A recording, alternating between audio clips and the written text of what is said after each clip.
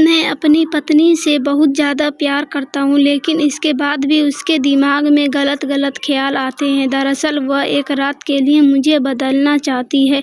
वह couple swapping में विश्वास करती है। उसकी इन बातों ने मुझे बुरी तरह से परेशान कर दिया है।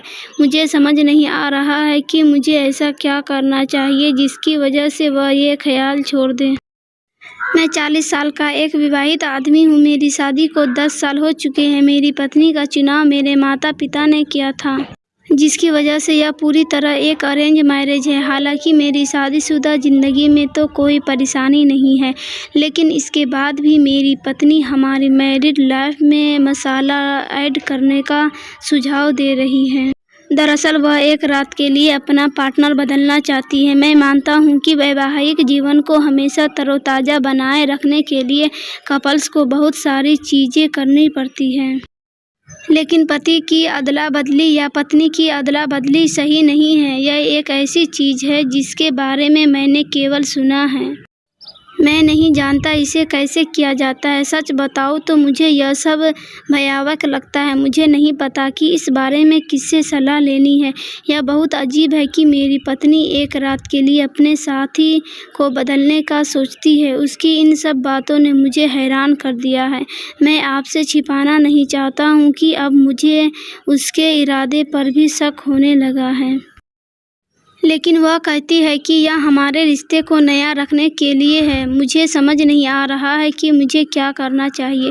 बल्कि इसके बाद भी पति पत्नी का रिश्ता भी पहले जैसा नहीं रहता। ऐसे में मैं आपको यही सलाह दूंगा कि आपकी पत्नी ने आपके सामने जो प्रस्ताव रखा है उसके लिए बिल्कुल भी जल्दबाजी न करें। इस बारे में अपनी भावनाओं को बहुत ही पारदर्शी रखें। ऐसा इसलिए क्योंकि अपनी सेक्स लाइफ को मसालेदार बनाने के बहुत तरीके हैं, लेकिन पति पत्नी की अदला बदली किसी भी सूरत में मान्य नहीं है। जैसा कि आपने बताया कि आपकी पत्नी ने आपसे कहा कि पार्टनर शेयरिंग आपके रिश्ते के लिए फ़ायदेमंद साबित हो सकती है।